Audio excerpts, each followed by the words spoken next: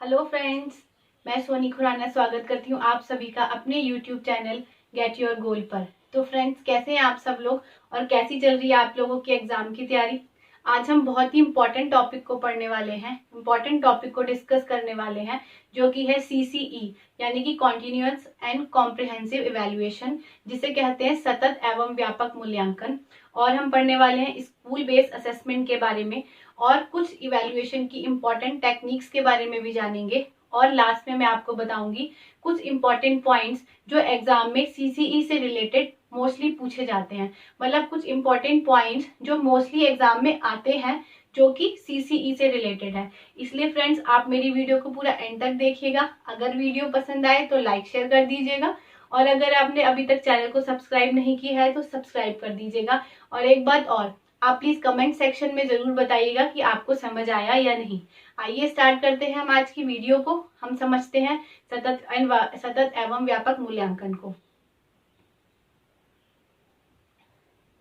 तो जान लेते हैं फ्रेंड्स, सबसे पहले हम जान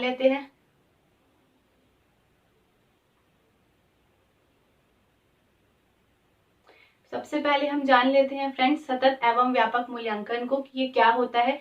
देखिए, सतत का मतलब होता है कॉन्टिन्यूअस, यानी कि हमेशा चलने वाला। इसके लिए कोई टाइम लिमिट नहीं है, कोई टाइम ड्यूरेशन फिक्स्ड नहीं है कि इसी टाइम पर आपको इवैल्यूएशन करना है। ये समय समय पर होता रहता है। मतलब जैसे ही टीचर और बच्चा दोनों इंटरेक्ट करते हैं, टीचर ऑब्जर्व कर रही होती है, टीचर उसे इवैल्यूएट कर रही होती है, तो वो ही होता है सतत मूल्यांकन यानी कि कॉन्टिन्यूअस मूल्यांकन। हमारे टाइम में क्या होता था, एक क्वार्टरली एग्जाम हो गए, हाफ ईयरली एग्जाम्स हो गए, फाइनल एग्जाम्स हो गए, ये हमारे टाइम में होते थे। बट अब इनका नाम थोड़ा सा चेंज हो गया है, एसए और एफए बोलते हैं। समेटिव असेसमेंट और फॉर्मेटिव असेसमेंट इसको बोलते हैं। तो ये भी एक इवैल्यूएशन का ही प्रोसेस है, सतत मूल्यांकन का ही की एक प्रक्रिया है ये भी। और दूसरा, कभी आपने देखा होगा कि एक मैम चैप्टर पढ़ा रही हैं, आप इसको अच्छे से समझेंगे इस बात से, इसलिए मैं आपको ये एग्जांपल बता रही हूँ कि कई बार आपने देखा होगा कि मैम चैप्टर पढ़ा रही हैं, चैप्टर अभी खत्म भी नहीं हुआ और मैम ने एक टॉपिक क्लियर किया है, उस टॉपिक से ही उसने क्वेश्चन पूछ लिए, चाहे वो एमसीक्यूज पूछ ले, चाहे वो वन वर्ड पूछ ले, कि उसने टॉपिक ही खत्म किया है, चैप्टर खत्म नहीं किया, बट उसने उससे रिलेटेड क्वेश्चन पूछ लिए। तो वो क्या है, वो भी तो एक इवैल्यूएशन है, जिसके थ्रू वो पता लगा पाई कि जो मैंने बच्चों को पढ़ाया क्या उनको समझ आया, जो टीचिंग मेथड मैंने यूज किया था क्या वो मेरा इफेक्टिव रहा, बच्चों को मेरा पढ़ाया हुआ समझ में आया। तो कैसे पता चला, क्योंकि बच्चों ने आंसर सही दिए।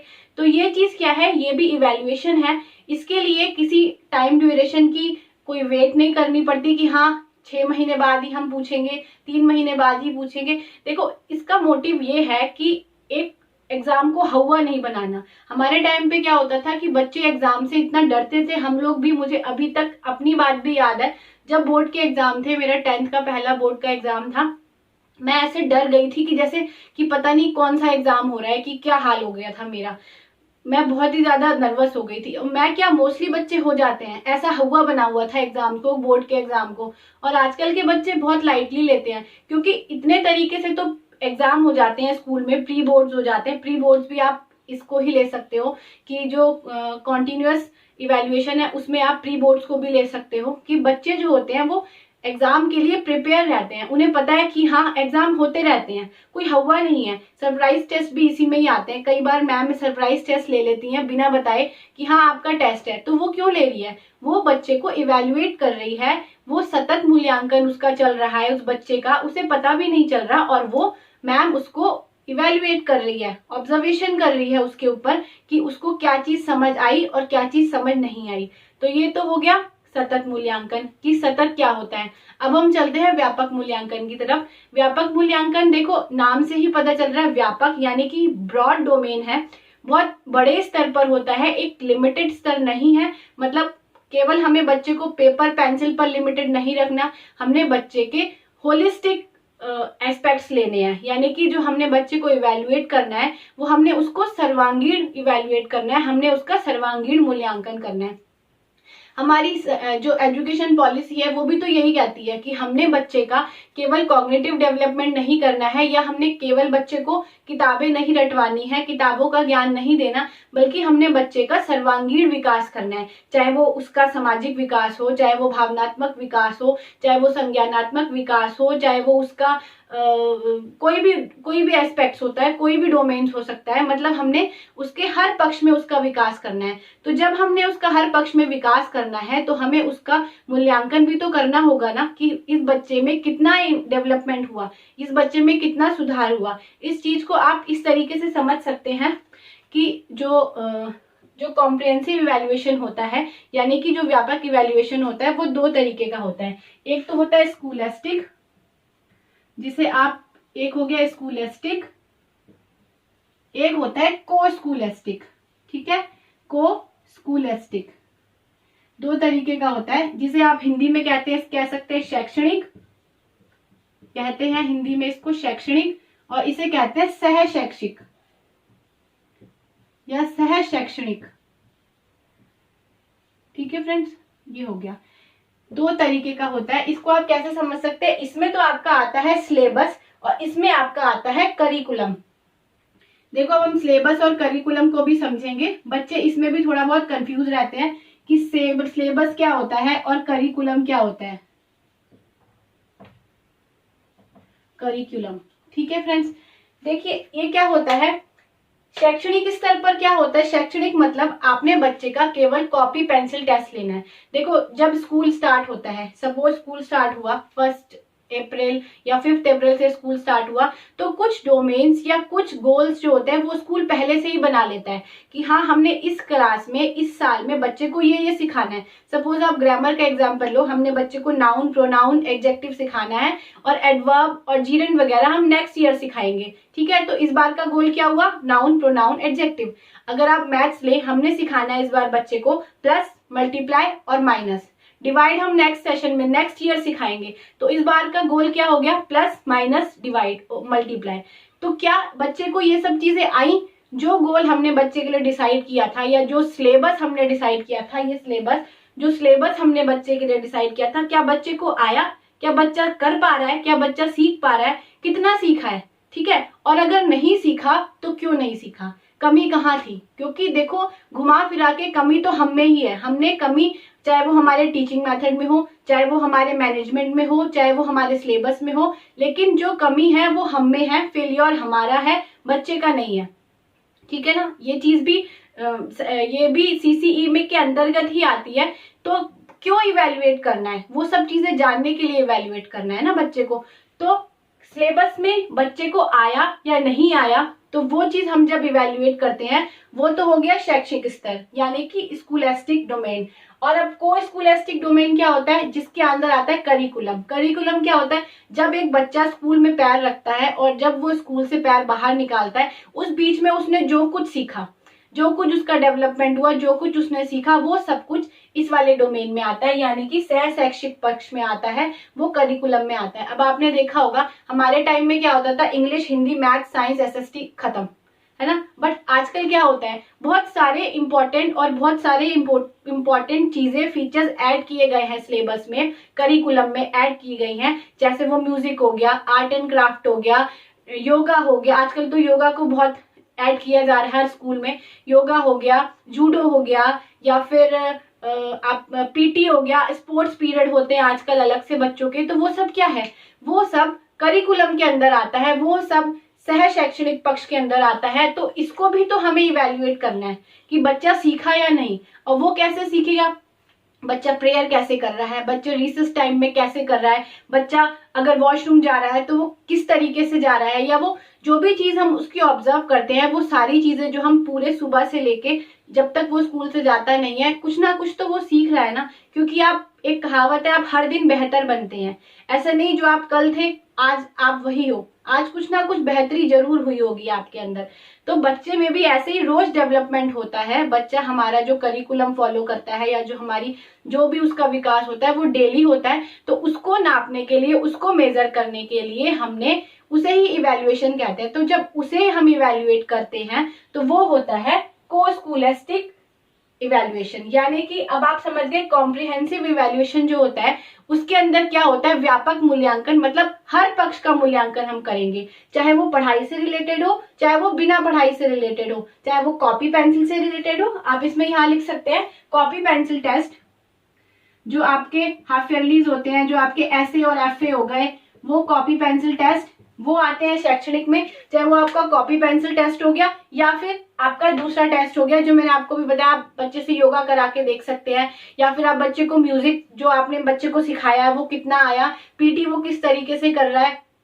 आपने देखा होगा आजकल रिपोर्ट कार्ड में बच्चे ने कितना वेट गेन किया, कितनी हाइट गेन की, ये चीज तक नोट की जाती है आजकल के रिपोर्ट कार्ड में। आप देखिएगा आजकल के जो स्कूल्स हैं, छोटे छोटे बच्चों के रिजल्ट में सारी चीजें काउंट की जाती है, सारी चीजें नोट की जाती हैं। क्यों? क्योंकि ये कंपलसरी कर दिया गया है सीसीई के अकॉर्डिंग कि आपने बच्चे को केवल कॉपी पेंसिल ही नहीं, कॉपी पेंसिल पर ही होशियार नहीं बनाना, बल्कि आपने बच्चे के सारे एस्पेक्ट्स को डेवलप करना है, आपने बच्चे को सारा सब कुछ सिखाना है। केवल कॉपी पेंसिल पर ही डिपेंड नहीं रखना है या केवल कॉपी पेंसिल पर लिमिटेड उसे नहीं रखना है, आपने उसके सारे डोमेन्स को डेवलप करना है। तो वही बात हुई, जब आपने सारे डोमेन्स को डेवलप करना है तो सारे डोमेन्स को इवेल्युएट भी तो करना पड़ेगा कि कितना बच्चे ने सीखा, है ना।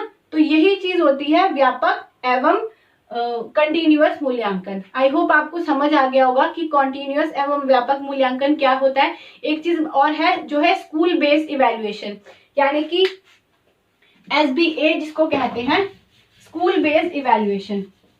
ठीक है फ्रेंड्स, SBA इसको कहा जाता है स्कूल बेस्ड इवेल्युएशन, यानी कि स्कूल बेस्ड इवेल्युएशन। इसमें आप 2 पॉइंट्स क्या याद रखेंगे, फर्स्ट इन स्कूल इटसेल्फ, और दूसरा पॉइंट है बाय स्कूल इटसेल्फ। ठीक है, इन स्कूल इटसेल्फ मतलब स्कूल में ही होगा, बाय स्कूल इटसेल्फ मतलब स्कूल के द्वारा ही होगा। देखिए कई बार पहले भी ऐसे होता था, हमारे टाइम में भी, कि बाहर से एग्जामिनर आ जाते थे या फिर बाहर बच्चे को एग्जाम देने के लिए भेजा जाता, तो बच्चे बहुत डर जाते थे, बहुत भयावह माहौल बन जाता था एग्जाम का, बच्चे को स्कूल घर से ही डर लगना शुरू हो जाता था, आज पता नहीं कौन सा एग्जामिनर आएगा, उसका मूड कैसा होगा, आज कैसा होगा। तो पेपर के डर के अलावा, पेपर का तो डर है ही, साथ में उसको उस माहौल का भी डर होता था।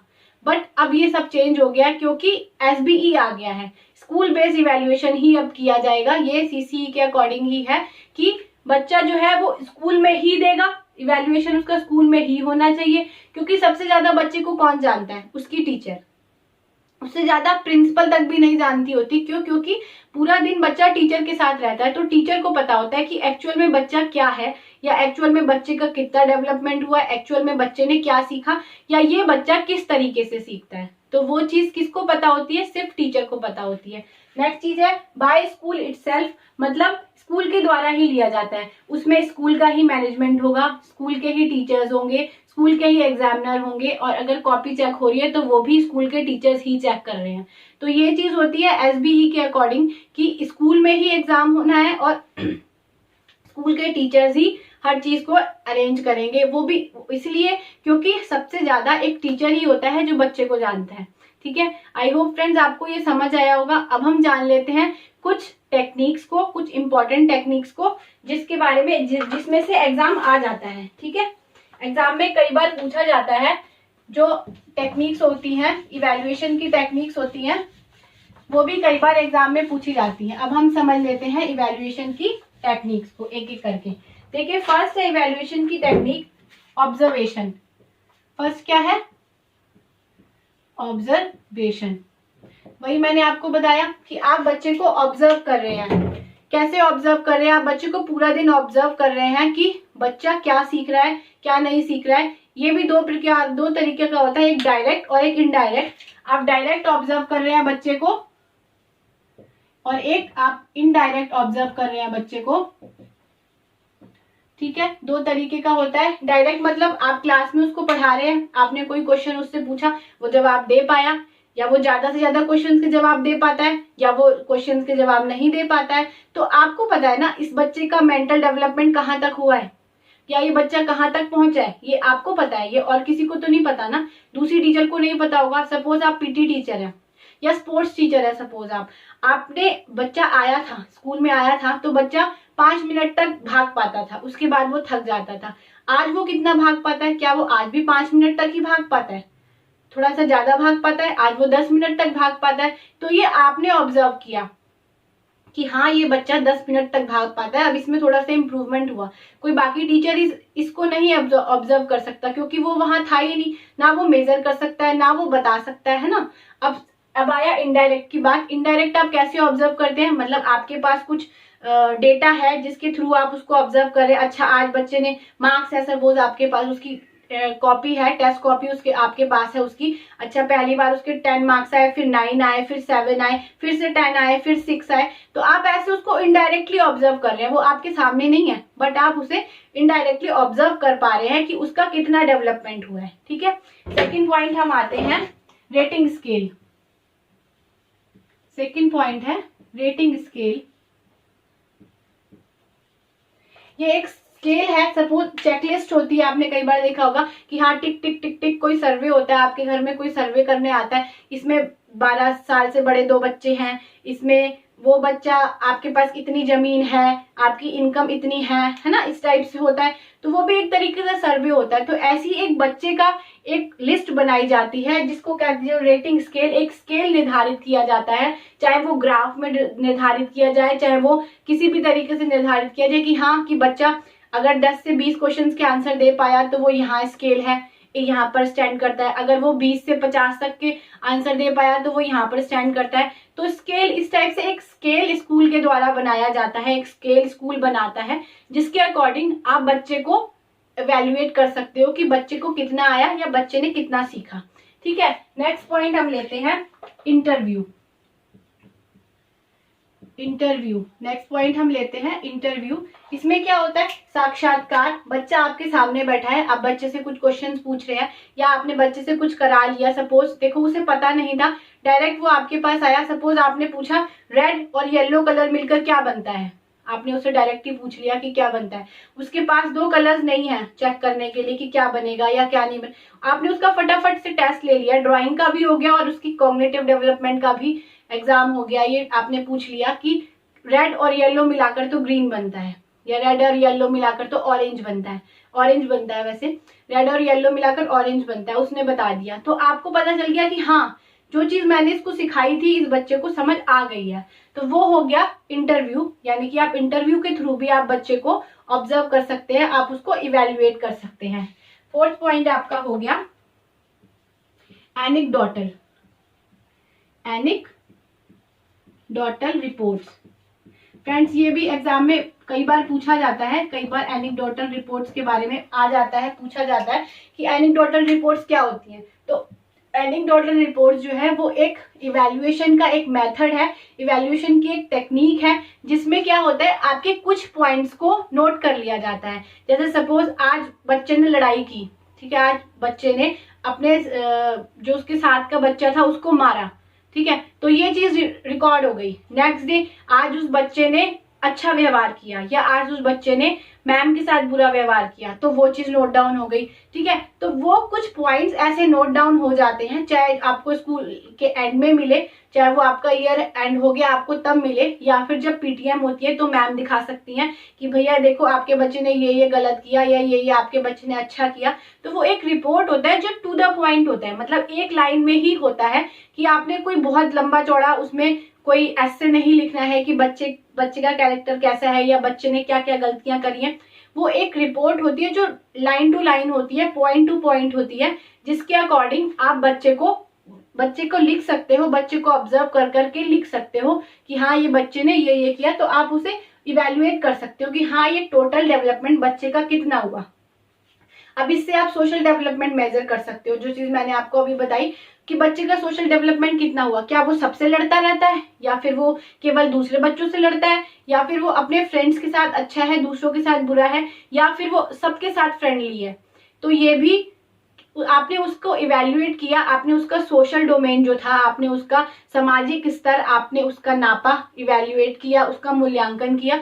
तो किसके थ्रू किया आपने? एनेक्डोटल रिपोर्ट के थ्रू किया। ठीक है, अब आता है नेक्स्ट पॉइंट, 5th पॉइंट, जिसमें आप ले सकते हैं पोर्टफोलियो। ठीक है, पोर्टफोलियो।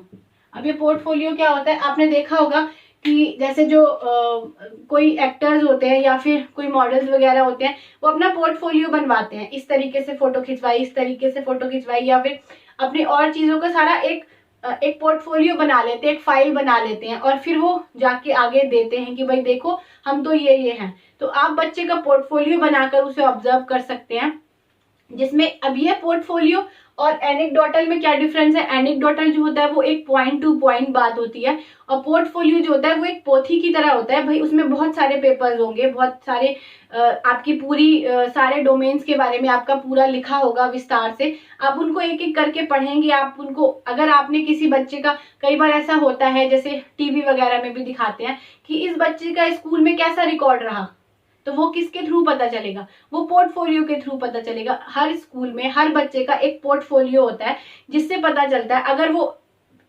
1st से लेके 12th तक उस स्कूल में रहा, या फिर वो 10th to 12th 2 साल ही उस स्कूल में रहा, बट उसका पोर्टफोलियो स्कूल में होगा, जिसके थ्रू आप ये जान सकते हो कि एक्चुअली में बच्चा है कैसा, बच्चे का डेवलपमेंट कैसा हुआ, उसका सोशल डोमेन कैसा है, उसका कॉग्निटिव डोमेन कैसा है, हर चीज वो कैसी है उसकी, है ना। तो वो चीज आप पोर्टफोलियो के थ्रू जान सकते हो। अब आता है नेक्स्ट पॉइंट। नेक्स्ट पॉइंट है क्यूमुलेटिव रिकॉर्ड्स। कौन से रिकॉर्ड्स? Cumulative records. ये भी रिकॉर्ड्स होते हैं जिसमें क्यूमुलेटिव होता है, मतलब हर चीज का ऐड होता है, हर चीज को मिलाकर होता है कि उसका एकेडमिक कैसा था, उसका सोशल कैसा था, उसका इमोशनल कैसा था, उसका कॉग्निटिव कैसा था, या जो सारे डोमेन्स, जो उसका लिंग्विस्टिक कैसा था, क्या उसका डेवलपमेंट था, टोटल डेवलपमेंट इस रिकॉर्ड में होता है। तो ये थे कुछ इंपॉर्टेंट पॉइंट्स, कुछ इंपॉर्टेंट टेक्निक्स जो एग्जाम में पूछी जाती हैं। तो ये मैंने एक एक करके आपको समझा दी हैं। तो फ्रेंड्स, ये हैं वो कुछ पॉइंट्स, कुछ इंपॉर्टेंट पॉइंट्स जो एग्जाम में सीसीई पैटर्न से रिलेटेड अगर क्वेश्चंस आते हैं तो आपको इन्हें जानना जरूरी है। तो इन पॉइंट्स का चाहे तो आप स्क्रीनशॉट्स भी ले सकते हैं, बाकी मैं एक एक करके आपको समझाऊंगी। फर्स्ट पॉइंट है, आकलन शिक्षण एवं अधिगम का एक अभिन्न अंग है। इंटीग्रेटेड मतलब जो आकलन है, जो इवैल्यूएशन है, वो हमारे टीचिंग प्रोसेस का एक इम्पॉर्टेंट पॉइंट है, जिसे कहते हैं ना कि इसके बिना गाड़ी नहीं चलेगी। तो आप यही समझ लीजिए कि इवैल्यूएट करना बहुत जरूरी है। क्यों? क्योंकि हमने बच्चे का सर्वांगीण विकास करना है। देखो जो हमने गोल सेट किया है, जो मैंने आपको बताया कि सेशन स्टार्ट होते ही कुछ गोल सेट किए जाते हैं स्कूल के थ्रू, चाहे वो उसके सिलेबस के गोल्स हो या फिर वो उसके ओवरऑल डेवलपमेंट के गोल्स हो। तो क्या वो उसने अचीव किए, या जो हमने बच्चे को सिखाया क्या वो बच्चा सीख पाया? वो हमें कैसे पता चलेगा? पेरेंट्स को कैसे पता चलेगा कि हाँ हमारे बच्चे ने इतना सीख लिया? तो उन सब चीज़ों को पता लगाने के लिए इवैल्यूएशन बहुत ज़रूरी है। तो इसलिए लिखा है कि शिक्षण अधिगम प्रोसेस का एक इम्पॉर्टेंट इंटीग्रेटेड भाग है, या एक इम्पॉर्टेंट भाग है जो कि है इवैल्यूएशन। सेकंड पॉइंट है, बच्चों को धीमे, औसत या बुद्धिमान के रूप में चिन्हित नहीं करना है। मतलब अगर आपका क्वेश्चन आता है और उसमें आपको ऐसा दिख जाता है कि बच्चे को औसत या मंद बुद्धि के हिसाब से वर्गीकृत करें, तो वो पॉइंट बिल्कुल गलत है। क्यों? क्योंकि बच्चे को हमने वर्गीकृत तो करना ही नहीं है। हम ये कह ही नहीं सकते कि बच्चा बुद्धू है, या ये बच्चा औसत है, ये बच्चा मंद बुद्धि है, या ये बच्चा होशियार है।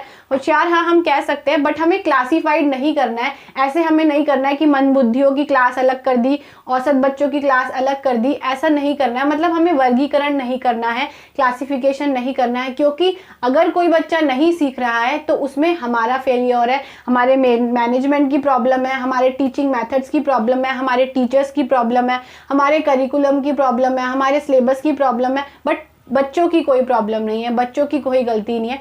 इसलिए चेंज भी हमें इन सारी चीज़ों को करना है। इसी को तो चाइल्ड सेंटर्ड एजुकेशन कहते हैं। चाइल्ड सेंटर्ड एजुकेशन में मतलब चाइल्ड बीच में है और बाकी सारी चीज़ें उसके आसपास घूमेंगी। हमें उन सारी चीज़ों को बच्चे के अकॉर्डिंग चेंज करना है। ठीक है फ्रेंड्स, तो हमें कोई भी क्लासिफिकेशन बच्चों का नहीं करना है। थर्ड पॉइंट है, यह विभिन्न शिक्षा क्षेत्रों में बच्चे की उपलब्धि पर केंद्रित है। ये क्या चीज़ पता लगाती है कि बच्चे ने क्या अचीव किया। अब पेरेंट्स भी अगर हमसे पूछें कि हमारे बच्चे को क्या आया, पूरा साल हो गया, बच्चा यहाँ पढ़ता था, हमने फीस भी दी, बच्चे ने क्या सीखा, तो हम कैसे बता पाएंगे जब तक हमने कोई ऑब्जर्वेशन नहीं किया होगा, हमने कोई मेथड नहीं बनाया होगा, हमने उसका कोई टेस्ट नहीं लिया होगा, या फिर हमने किसी भी चीज़ के थ्रू उसका इवैल्यूएशन नहीं किया होगा, तो हम कैसे बताएंगे। तो ये किस चीज़ पर केंद्रित है, ये बच्चे की शिक्षा, बच्चे की उपलब्धि पर केंद्रित है। इससे हमें पता चलता है कि बच्चे ने क्या उपलब्धि ली, बच्चे को क्या समझ आया, बच्चे का कितना विकास हुआ। जो हमारा मेन मोटिव है कि बच्चे का हमने ओवरऑल डेवलपमेंट करना है, उसे केवल कॉपी पेंसिल तक ही सीमित नहीं रखना, बल्कि उसका ओवरऑल डेवलपमेंट करना है। तो क्या हम कर पाए हैं, ठीक है। नेक्स्ट पॉइंट है शिक्षण अधिगम विधियों की प्रभावशीलता का मूल्यांकन करने में सहायक। अब मूल्यांकन केवल बच्चे का ही नहीं हो रहा, इवैल्यूएशन केवल बच्चे का ही नहीं हो रहा, हमारा भी हो रहा है, हमारे पाठ्यक्रम का हो रहा है, हमारे शिक्षण पद्धतियों का हो रहा है, हमारे आकलन की प्रक्रिया का हो रहा है कि क्या हमारा पाठ्यक्रम अच्छा था, या फिर जो शिक्षण विधियां हमने इस्तेमाल की, हमने बच्चे को पढ़ाने के लिए जो जो टीचिंग एड्स यूज किए, क्या वो इफेक्टिव थे, तभी तो बच्चा सीख पाया। और अगर बच्चा नहीं सीख पाया तो हमें कहाँ कमी रही। इन सारी चीज़ों में हमें क्या क्या बदलाव करने की ज़रूरत है, हमें क्या चीज़ चेंज करने की ज़रूरत है कि हम बच्चे के डेवलपमेंट को और अच्छा कर पाएँ, ठीक है। तो ये चीज़ें जो हम ऑब्जर्वेशन करते हैं, जो हम इवैल्यूएशन करते हैं, वो पाठ्यक्रम, शिक्षण पद्धति और आकलन प्रक्रियाओं पर भी विचार करने की आवश्यकता है। ये हमें बताता है कि इन पर भी हमें विचार करने की ज़रूरत है। अगर बच्चा सफल नहीं हो पा रहा तो, या बच्चा अगर जो हमने गोल सेट किए हैं उन्हें अचीव नहीं कर पा रहा तो। नेक्स्ट पॉइंट है शैक्षिक एवं सह शैक्षिक विद्यार्थियों की उपलब्धियों की जानकारी प्राप्त करने के लिए विविध तरीकों का उपयोग करना। मतलब मैंने आपको अभी बताया कि जो हमारा व्यापक मूल्यांकन है, जो हमारा कॉम्प्रिहेंसिव इवैल्यूएशन है, उसमें दो पक्ष होते हैं, दो डोमेन्स होते हैं, सह शैक्षिक और शैक्षिक, मतलब स्कूलेस्टिक और को स्कूलेस्टिक। तो उनमें जो सारे डोमेन्स हैं, उनमें जो जो पॉइंट्स आते हैं, उनमें जो जो डेवलपमेंट्स आते हैं, उसमें विद्यार्थियों की उपलब्धियां क्या रही, बच्चे को क्या चीज़ गेन हुई, बच्चे ने कितना सीखा, उसकी जानकारी प्राप्त करने के लिए, उसकी जानकारी को प्राप्त करने के लिए कि कितनी जानकारी बच्चे को मिली या बच्चे ने क्या उपलब्ध किया, वो चीज़ जानने के लिए हम विविध तरीकों का उपयोग करते हैं। मैंने आपको अभी बताए थे वो पॉइंट्स बताई थी टेक्निक, जिसमें ऑब्जर्वेशन था, पोर्टफोलियो था और क्युमुलेटिव रिकॉर्ड्स थे, इंटरव्यू था और एनेक्डोटल रिपोर्ट्स थी। वो जब सारे मैंने आपको जो टेक्निक्स बताई थी, इसमें वो टेक्निक्स आ जाती है कि हम उन टेक्निक्स के थ्रू बच्चे को ऑब्जर्व कर सकते हैं और बच्चे को इवैल्यूएट कर सकते हैं। तो ये तो था CC pattern. I hope friends आपको समझ आया होगा। अगर आपको अच्छे से समझ आया तो प्लीज़ कमेंट सेक्शन में ज़रूर बताइएगा कि आपके डाउट्स क्लियर हुए या नहीं। अगर आपको वीडियो अच्छी लगी हो तो प्लीज़ लाइक और शेयर कीजिएगा।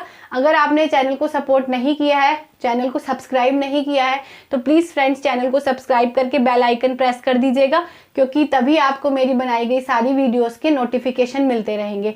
Please friends, thanks watching for my video and keep supporting and best wishes for your exams. Thank you.